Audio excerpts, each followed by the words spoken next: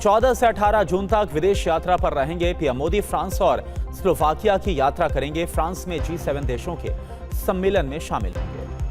असम, नागालैंड और केंद्र सरकार के बीच त्रिस्तरीय समझौता, गृहमंत्री की मौजूदगी में साइन हुआ MOU।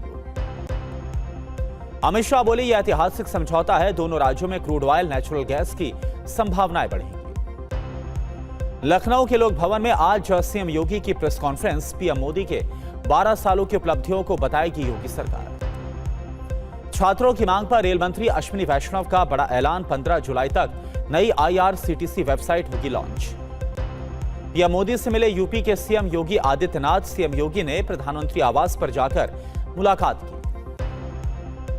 बिहार में सरकारी शिक्षकों के कोचिंग और निजी ट्यूशन पढ़ाने पर रोक उल्लंघन पर कार्रवाई होगी। नीति आयोग की बैठक में पीएम मोदी का देश के विकास पर जोर। कहा, विकसित भारत का विजन हर राज्य, जिले और गांव का सामूहिक संकल्प बने।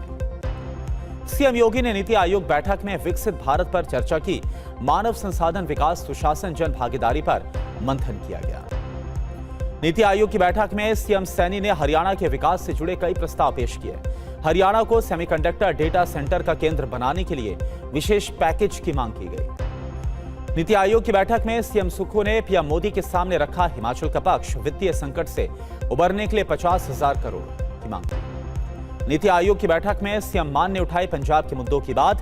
केंद्र से सीमावर्ती इलाकों के लिए विशेष श्रेणी का दर्जा और वित्तीय पैकेज की मांग की गई। नीति आयोग की बैठक में सीएम धामी ने पेश किया उत्तराखंड के विकास का रोडमैप। आपदा प्रबंधन पर विशेष नीति की पैरवी की गई। सीएम रेवंत रेड्डी ने कई परियोजनाओं के लिए केंद्र से मांगा सहयोग। तेलंगाना के लिए 2034 तक 1 लाख करोड़ डॉलर की अर्थव्यवस्था बनाने का लक्ष्य रखा गया। नीति आयोग की बैठक में पहली बार शामिल हुए तमिलनाडु के सीएम जोसेफ विजय। केंद्र से बिना शर्त 3,284 करोड़ की शिक्षा निधि को जारी करने की मांग की गई। नीति आयोग की बैठक में पहली बार शामिल हुए केरल के सीएम VD सतीशन। वित्तीय संकट और राजस्व घाटे को पूरा करने की मांग की गई। नीति आयोग की बैठक में सीएम शिव कुमार ने रखा कर्नाटक का पक्ष। सार्वजनिक और निजी क्षेत्रों में शिक्षा की मजबूत नींव बढ़ाने की मांग की गई। खरगे, खेड़ा, पुनिया, तरुणचुक समेत 24 उम्मीदवार राज्यसभा के लिए निर्विरोध निर्वाचित किए गए। 19 पर एनडीए का कब्जा, जबकि कांग्रेस के खाते में 5 सीटें आई। राजस्थान से राज्यसभा चुनाव में 3 सदस्य निर्वाचित। बीजेपी से सतीश पुनिया, अलका गुज्जर और कांग्रेस से नीरज डांगी राज्यसभा सदस्य निर्वाचित हुए। एमपी में राज्यसभा की तीनों सीटें बीजेपी ने जीती। तरुणचुक, रजनीश अग्रवाल, महेश केवट जीते हैं। मीनाक्षी नटराजन मामले की आज सुप्रीम कोर्ट में सुनवाई। राहुल बोले, मीनाक्षी का नामांकन रद्द होना सीट चोरी है। मीनाक्षी नटराजन के नामांकन रद्द पर आज दिल्ली आएंगे एमपी कांग्रेस के सभी विधायक। 24 अकबर रोड से राष्ट्रपति भवन तक करेंगे पैदल मार्च। पंजाब चुनाव के लिए कांग्रेस ने कसी कमर। अजय माकन, मीनाक्षी नटराजन समेत 3 ऑब्जर्वर नियुक्त किए गए। तीनों ऑब्जर्वर पंजाब के हालात की जानकारी देंगे। कर्नाटक के सीएम ने वित्त मंत्री निर्मला सीतारमण से मुलाकात की। डीके शिव कुमार ने वित्त मंत्री को ज्ञापन सौंपा। कांग्रेस की बैठक में राहुल गांधी का पीएम मोदी पर तंज। कहा कि मोदी ने देश को मरवा दिया। बिहार कांग्रेस अध्यक्ष ने जानकारी दी। प्रियंका गांधी ने कांग्रेस संगठन पर उठाए सवाल। पूछा, बूथ लेवल पर हमारा संगठन कहां है? संगठन नहीं है तो सिर्फ ऐलान से क्या होगा?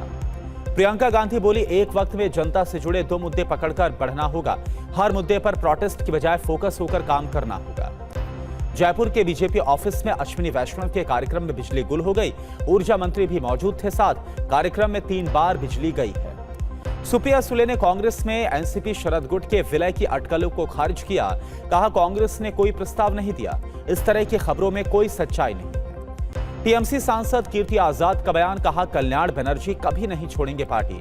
कांग्रेस के साथ नहीं होगा कोई मर्जर की खबर बीजेपी ने प्लांट की है। सांसद शत्रुघ्न सिन्हा ने पीएम मोदी को दी बधाई। सबसे लंबे समय तक पीएम रहने की बधाई दी। पीएम मोदी के साथ पोस्ट की अपनी तस्वीर। ममता बनर्जी को सांसद कल्याण बनर्जी ने दिया अल्टीमेटम। कहा, अभिषेक या मुझे किसी एक को चुनना होगा। टीएमसी नेता जहांगीर खान की पुलिस ने निकाली परेड। फाल्टा बाजार में पुलिस ने जहांगीर को पैदल घुमाया। कोलकाता में सीआईडी के सामने पेश हुआ अभिषेक बनर्जी। करीब 6 घंटे तक पूछताछ हुई। हस्ताक्षर धोखाधड़ी मामले में हुई है पूछताछ। मुंबई से सटे मीरा भाईंदर में पानी संकट को लेकर हंगामा। शिवसेना शिंदे गुट ने महानगर पालिका पर निकाला मार्च। नीट यूजी री एग्जाम देने वालों को उड़ीसा सरकार का तोहफा, परीक्षा केंद्रों तक मुफ्त बस से सफर का ऐलान किया गया। मानसून से पहले दिल्ली में एलजी की सख्ती, एमसीडी डीडीए को 30 जून तक वाटर हार्वेस्टिंग सिस्टम दुरुस्त करने का निर्देश दिया गया। बिहार के समस्तीपुर में व्यवसायियों से लूटपाट की गई, विरोध करने पर मारी गई गोली, दहशत फैलाने के लिए अंधाधुंध फायरिंग की गई। बिहार के मधेपुरा में दर्दनाक सड़क हादसा हुआ, ट्रेनिंग लेकर लौट रहे 3 एसएचओ और ड्राइवर की मौत, जांच में जुटी है पुलिस। लखनऊ के बीकेटी में बदमाशों ने महिला से की लूटपाट, चलती कैब ओवरटेक करके गोलीबारी की, जांच में जुटी है पुलिस। यूपी के सोनभद्र में पुलिस ने 48 घंटे में सुलझाई हत्या की गुत्थी, अभियुक्त को गिरफ्तार किया। अभियुक्त ने पत्नी से अवैध संबंध के शक में की थी शख्स की हत्या। पंजाब पुलिस ने नशा विरोधी अभियान के तीसरे चरण के तहत हवाला ऑपरेटर्स को बनाया टारगेट, राज्य में कई जगहों पर की जा रही है रेड। 2 साल के बाद रूस में मारे गए 2 युवकों की लाई गई डेड बॉडी, आजमगढ़ में ताबूत में लाए गए दोनों युवकों के कंकाल, नौकरी के लालच में 2024 में दोनों युवक गए थे रूस। ओमान तट के पास हमले में देवरिया के नाविक का शिवानंद चौरसिया की मौत, ओमान तट के पास पोत पर हुआ था हमला। पश्चिम बंगाल में स्कूल के बंद कमरे से 1 करोड़ 77 लाख रुपए बरामद हुए, हिरासत में लेखाकार, जांच में जुटी है पुलिस। कॉमेडी शो में महिलाओं पर शर्मनाक टिप्पणी का मामला, यूट्यूबर प्रणीत मोरे के खिलाफ महाराष्ट्र में एफआईआर दर्ज हुई। यूपी सिपाही भर्ती परीक्षा में पास कराने के नाम पर ठगी करने वाले 2 गिरफ्तार किए गए, जांच में कई दस्तावेज, फर्जी नियुक्ति पत्र और नकदी को बरामद किया गया। जयपुर के वैशाली नगर के निर्माणाधीन इमारत की मिट्टी ढह गई, हादसे में 3 महिला मजदूरों की मौत। नोएडा एयरपोर्ट पर 15 जून से शुरू होगी कमर्शियल फ्लाइट, एयरपोर्ट पर कमर्शियल फ्लाइट का ट्रायल पूरा किया गया। असम के कई जिलों में भूकंप के झटके, रिक्टर स्केल पर 4.2 रही तीव्रता, फिलहाल किसी नुकसान की कोई खबर नहीं है। नोएडा के सेक्टर 49 में एक अपार्टमेंट में 4थी मंजिल पर आग लग गई, आग के बीच फंसे बुजुर्ग दंपत्ति को पुलिस और फायर ब्रिगेड ने रेस्क्यू किया।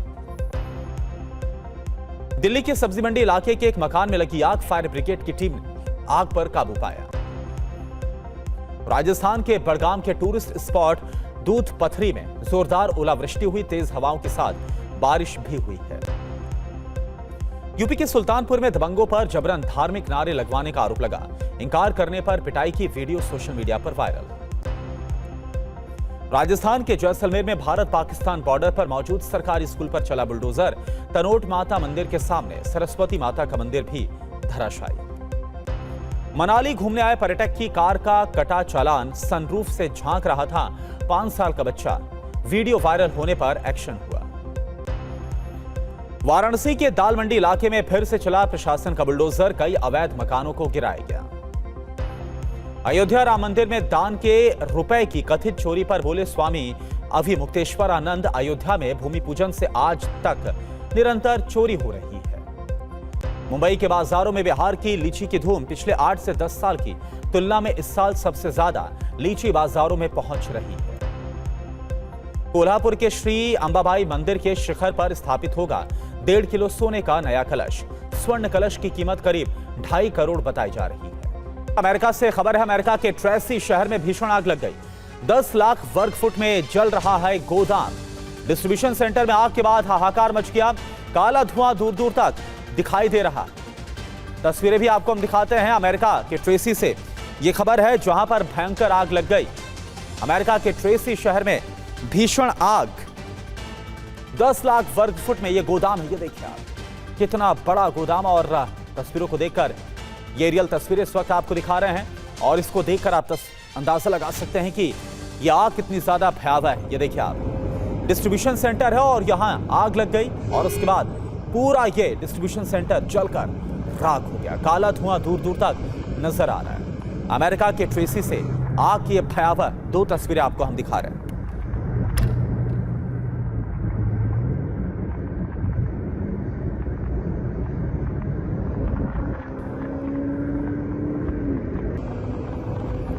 तो ये देखिए तस्वीरें आपके सामने अमेरिका से। ये गोदाम है, डिस्ट्रीब्यूशन का गोदाम, यानी कि यहां से जो सामान है वो अलग अलग इलाकों में जाता था, और ये काफी बड़ा गोदाम है, 10 लाख वर्ग मीटर में फैला हुआ ये गोदाम बताया जा रहा है। और इस आग को देखकर आप अंदाजा लगा सकते हैं कि आग कितनी ज्यादा भयावह है।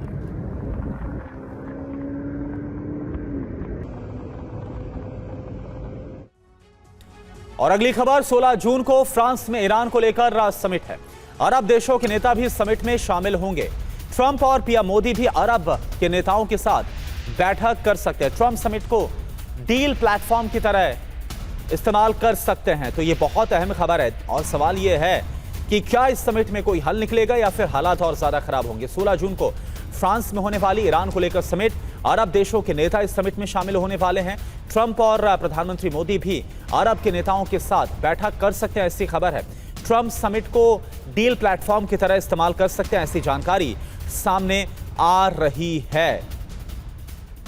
यानी कि ट्रंप यह कोशिश कर सकते हैं कि कोई समाधान इस समिट से निकले फ्रांस में 16 जून को जो समिट होने वाली, क्योंकि अरब मुल्क के जो नेता हैं वो भी इसमें शामिल होंगे। तो क्या कोई साझा रणनीति सामने आने वाली है इस समिट से? और चलिए बात टीवी9 के खास शो मिनी स्पेशल की। मिनी स्पेशल में सबसे पहले बात करेंगे भारत पाकिस्तान बॉर्डर पर बने एक स्कूल के टूटने से पैदा हुए विवाद की। तो देखिए आप, बड़ी खबर क्या है। भारत पाकिस्तान बॉर्डर पर बने सरकारी स्कूल पर बुलडोजर चला है। जैसलमेर बॉर्डर पर बने सरकारी स्कूल को तोड़ा गया है। तनौट माता मंदिर के पास स्कूल था और इसको तोड़ा गया, इस पर विवाद बढ़ गया है। कन्वेंशन सेंटर बनाने के लिए स्कूल को तोड़ा गया। 70 बच्चों के पढ़ने के लिए अब कोई स्कूल नहीं। तो ये देखिए आप, भारत और पाकिस्तान बॉर्डर के पास जैसलमेर की तस्वीरें आपको हम दिखा रहे हैं। जैसलमेर बॉर्डर पर यह सरकारी स्कूल बना हुआ था, बॉर्डर के पास और तनौट माता मंदिर के बिल्कुल पास यह स्कूल बना हुआ था। इसको तोड़ा गया और 70 बच्चे यहां पर पढ़ाई करते थे। अब सवाल यह है कि 70 बच्चों के पढ़ने के लिए अब कोई भी स्कूल यहां पर नहीं है। कन्वेंशन सेंटर बनाने के लिए स्कूल तोड़ा गया, यानी कि यहां पर कन्वेंशन सेंटर बनाया जाएगा। लेकिन सवाल ये उठाया जा रहा है इलाके के लोगों की तरफ से कि जो बच्चे यहां पर पढ़ाई कर रहे थे, आखिर उनका क्या होगा, उनके भविष्य का क्या होगा और वो कहां पर जाकर अब पढ़ाई करेंगे। तनौट माता मंदिर जो आप देख पा रहे हैं तस्वीरों में, ठीक इसके पास में स्कूल था, यह सरकारी स्कूल, और यहां पर बड़ी संख्या में बच्चे पढ़ाई करते थे। लेकिन कन्वेंशन सेंटर बनाने के लिए अब इसको तोड़ दिया गया है। दरअसल जैसलमेर में भारत पाकिस्तान बॉर्डर पर स्थित एकलौता स्कूल था जिसे प्रशासन ने बुलडोजर चलाकर तोड़ डाला। इस स्कूल में 70 बच्चे पढ़ाई करते थे, लेकिन अब ये कहां पर पढ़ेंगे, बड़ा सवाल। इसका जवाब अब किसी के पास नहीं है, क्योंकि 20 किलोमीटर के आसपास के इलाके में दायरे में कोई स्कूल है ही नहीं। यानी बच्चे कहां जाएंगे पढ़ाई के लिए। लेकिन कन्वेंशन सेंटर बनाने के लिए स्कूल को तोड़ दिया गया। जिस स्कूल को तोड़ा गया उसे प्रधानमंत्री मोदी ने गोद लिया था, और इसी के बाद जो इलाके में लोग हैं वो बेहद परेशान हैं अपने बच्चों के भविष्य को लेकर कि आखिर अब उनके बच्चे पढ़ाई कैसे करेंगे।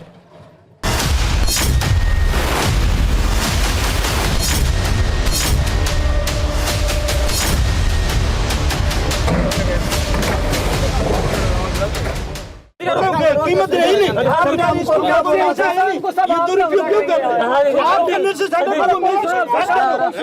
घर दे दो उनको, आपके पास पावर है, स्कूल मत दो। हम अम्बेडकर के हैं बच्चे, हम नहीं हटने देंगे। अरे साहब आप कर रहे विरोध कर रहे हो, स्कूल आप हटा रहे, हम नहीं हटने देंगे।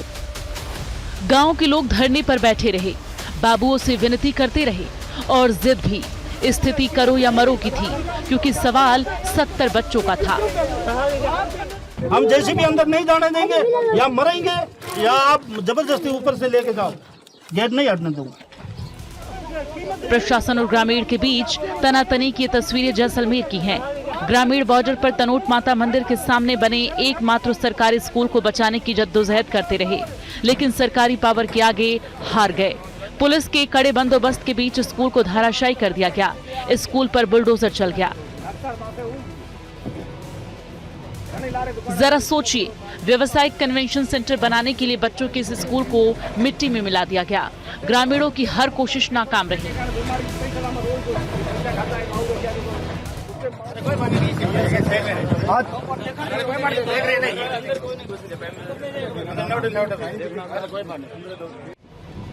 गांव के लोग पुलिस वालों के धक्के खाते रहे, फिर भी रोकने की हर कोशिश करते रहे, लेकिन पुलिस वालों ने ऊपर से आए आदेश का हवाला दिया और हुआ भी वही। जो आदेश ऊपर से आया था, लोग गिड़गिड़ाते रहे, स्कूल पर बुलडोजर चलता रहा।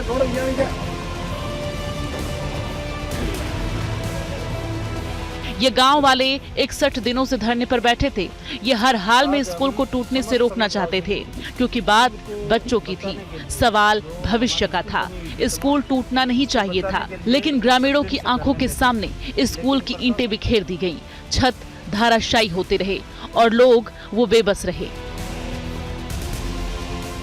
उसको बचाने के लिए 61 दिन से धरने पे थे, लेकिन प्रशासन ने जबरदस्ती यहाँ कन्वेंशन सेंटर बनाने के लिए तानाशाही रवैया ने अपना करके आज स्कूल को भी हटा दिया और हमारे पीछे खेतपाल जी का थान है उसको भी हटा लिया। यदि कन्वेंशन सेंटर खोला जा रहा है तो उसके पाकती खोल दिया जाए।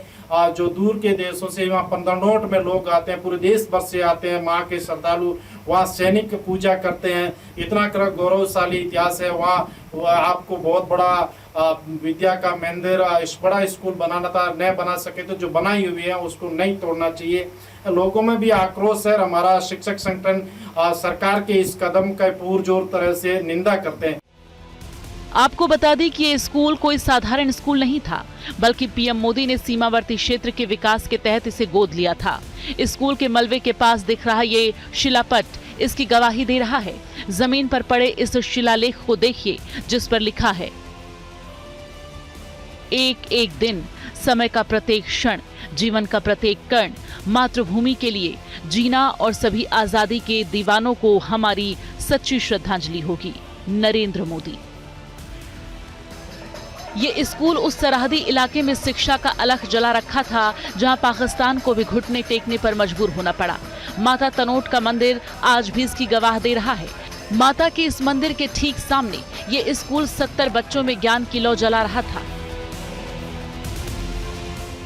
माननीय प्रधानमंत्री जी से, माननीय मुख्यमंत्री से पुरजोर शब्दों में आग्रह करता हूं कि उस विद्यालय को नवाचार करके नई बिल्डिंग वहीं जहाँ है वहीं बनाई जाए, मंदिर के परिसर के पास बनाई जाए। हमें शिक्षा के जगत में बड़ा संदेश देना है, वरना हम जो हमारे संगठन से होगा हम विरोध दर्ज कराएंगे। तनोट क्षेत्र के आसपास में कोई दूसरा स्कूल नहीं है। करीब 20 किलोमीटर के इस रेतीले इलाके में ये एकमात्र सरकारी विद्यालय था, जहां 1990 से स्थानीय बच्चे शिक्षा पा रहे थे। जानकारी के मुताबिक विद्यालय के पास अपनी आवंटित और पट्टे की भूमि के पुख्ता रिकॉर्ड हैं, जिसमें जमीन विद्यालय के नाम दर्ज है। वैकल्पिक व्यवस्था के बिना स्कूल तोड़े जाने से स्थानीय लोगों और मेघवाल समाज में नाराजगी है। हमें कोई अभी ज्ञात नहीं है कि स्वीकृति ली गई है नहीं की, हम इसका पता कर रहे हैं। और यदि स्वीकृति दी है तो गलत दी है, और प्रशासन या जो भी सरकार कर रही है ये एक जातिगत मामला हो बनता जा रहा है, क्योंकि इसमें केवल मात्र ऐसी के ही छात्र अध्ययनरत हैं और वहाँ पे भी जो रहने वाले हैं वो सभी ऐसी जाति के हैं। यदि दूसरी कोई बिल्डिंग यदि गवर्नमेंट की सैंक्शन है तो अन्य जगह उसको छूट पड़ी है, वहाँ उनको बना करके उसको संसाधित किया जाए स्कूल को। ग्रामीणों का आरोप है कि स्कूल के तोड़े जाने के लिए विद्यालय विकास और प्रबंधन समिति की लिखित सहमति नहीं ली गई। प्रस्तावित कन्वेंशन सेंटर के पास 10 बीघा सरकारी भूमि भी है, जिसका उपयोग नहीं हुआ। शिक्षा विभाग ने इस मुद्दे पर बात करने से इनकार कर दिया है। ऐसे में ग्रामीण इसे मात्र जमीन का मामला नहीं बल्कि सामाजिक न्याय और शिक्षा के अधिकार की लड़ाई मान चुके हैं। फिलहाल स्कूल बंद है। ऐसे में राज्य भर में जब 1 जुलाई से विद्यालय खुलेंगे तो बच्चे आखिर कहां जाएंगे, ये सवाल बना हुआ है। Bureau report, TV9 Bharatvarsh.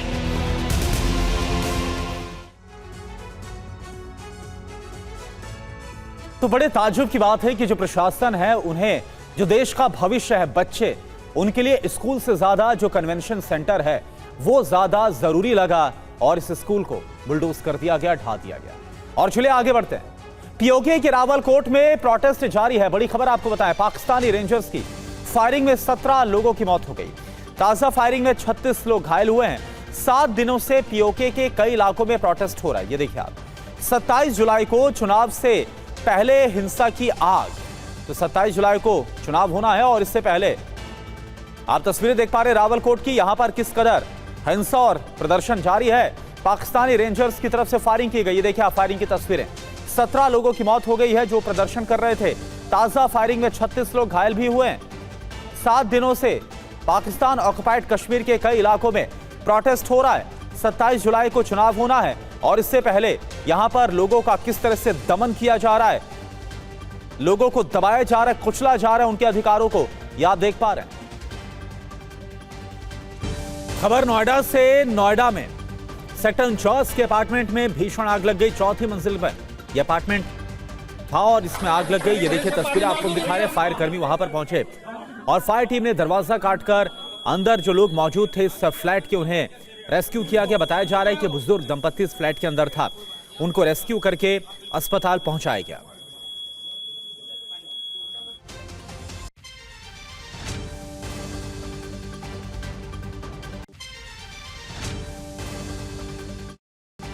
बड़ी खबर, दिल्ली एनसीआर सहित कई जगहों पर बारिश, तेज हवाओं के साथ हुई है जोरदार बारिश। बारिश के बाद चिलचिलाती गर्मी से राहत भी मिली है।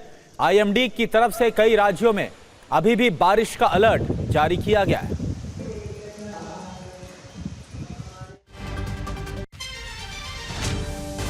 दिल्ली से खबर है। दिल्ली के तुगलकाबाद में भीषण आग लग गई है। 3 लोगों की मौत हुई, 8 लोग रेस्क्यू किए गए इस अग्निकांड में। दिल्ली में एक बार फिर से आग लगने की खबर। सभी घायल को एम्स ट्रॉमा सेंटर में भर्ती कराया गया है। आग से जलकर कई गाड़ियां राख हो गई।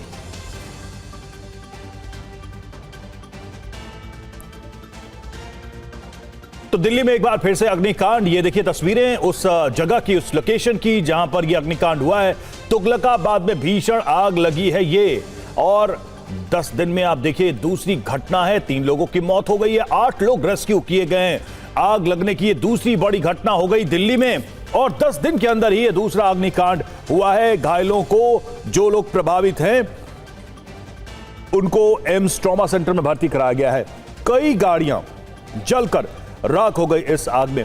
पुनीत शर्मा हमारे साथ इस वक्त, हमारे संवाददाता जुड़े हुए हैं। पुनीत, 10 दिन में दूसरी बार एक और अग्निकांड, क्या जानकारी मिल रही है अभी इस अग्निकांड के बारे में? कितना नुकसान हुआ है, क्या लगता है? बिल्कुल, देखिए कि ये जो अग्निकांड है इस वक्त दिल्ली में ये तीसरा, 3 लोगों की मौत हो गई है। दुखद ये वो घर है, आप देख सकते हैं कि ये वाला जो पूरा घर है इसमें आग लगी थी। रात के लगभग 2 बजे के आसपास फायर को कॉल मिली थी। उसके बाद पहले लोग उन्होंने आग और 8 से ज्यादा लोगों को बाहर निकाला, फंसे हुए थे उनको बाहर निकाला, जिसमें 3 लोगों की दुखद मृत्यु हुई है। 2 महिलाओं की मौत हो चुकी है, जबकि 1 पुरुष है। दरअसल ग्राउंड फ्लोर पे अंदर 8 बाइक्स और स्कूटी खड़ी थी। बताया जा रहा है कि उनमें पहले आग लगी और आग काफी तेजी से फैली।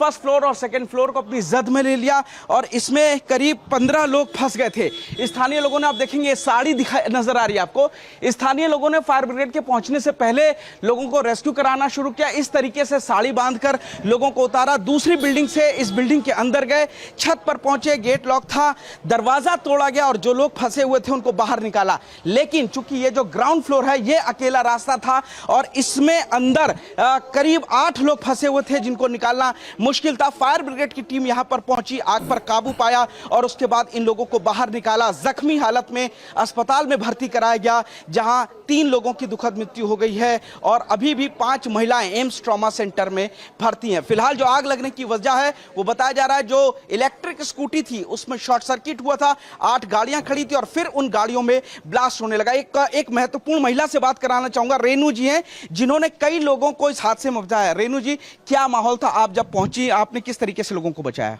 सर, यहाँ पे गाड़ियां ब्लास्ट हो रही थी, बहुत ज़्यादा पानी से बुझाया गया उसको, और जो मंजर था ये तो खैर एक हादसा है, इसे हादसा ही बोलेंगे, किसी की कोई इसमें वो नहीं है। यहाँ गाड़ियों में जो आग लगी थी उसको बुझाया गया सबसे पहले, और सीढ़ियों में तो बहुत धुआं था और कंडीशन बहुत ख़राब थी। तो हम लोग फिर पीछे से गए, पीछे से ताले काटे, दरवाजे तोड़े, पब्लिक को बाहर निकाला गया। 8 लोगों को तो हम लोगों ने एज इट इज़ बाहर निकाला है और 8 लोगों को फायर ब्रिगेड ने निकाला है बाहर। बाकी पुलिस वालों ने बहुत कोऑपरेशन दिया है।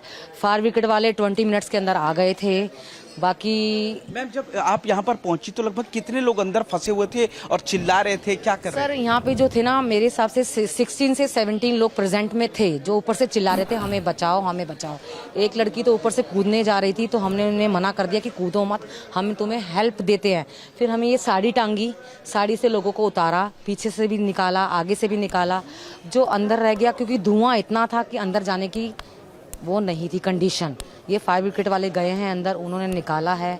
बाकी जो कंडीशन मेरे हिसाब से ले गए हैं, अब वो देखते हैं क्या होता है। ये वही बात है कि दिल्ली में हादसे का दिन बदलता है, तारीख बदलती है, जगह बदलती है, लेकिन सीरत और सूरत एक जैसी होती है। और इस आग लगने के हादसे में लोगों की मौत होती है। पहले मालवीय नगर और अब तुगलकाबाद की गली नंबर 1 का ये 5 मंजिला घर, जिसमें शॉर्ट सर्किट होता है। आग ग्राउंड फ्लोर को, ये एक छोटी सी गैलरी है, आप देखेंगे यही एकमात्र निकलने का रास्ता है। अब अगर इस गैलरी के अंदर सिर्फ आग और धुआं होगा तो लोग कहां से निकले, और यही वजह है कि लोग कूदने की कोशिश कर रहे थे। लेकिन गनीमत हो कि आस पड़ोस के जो लोग थे वो लोग उनके लिए देवदूत बिल्कुल पुनीत, और तस्वीरें देखकर अंदाजा लगाया जा सकता है कि जो लोग फंसे होंगे उनके लिए वाकई में ये कितना मुश्किल रहा होगा।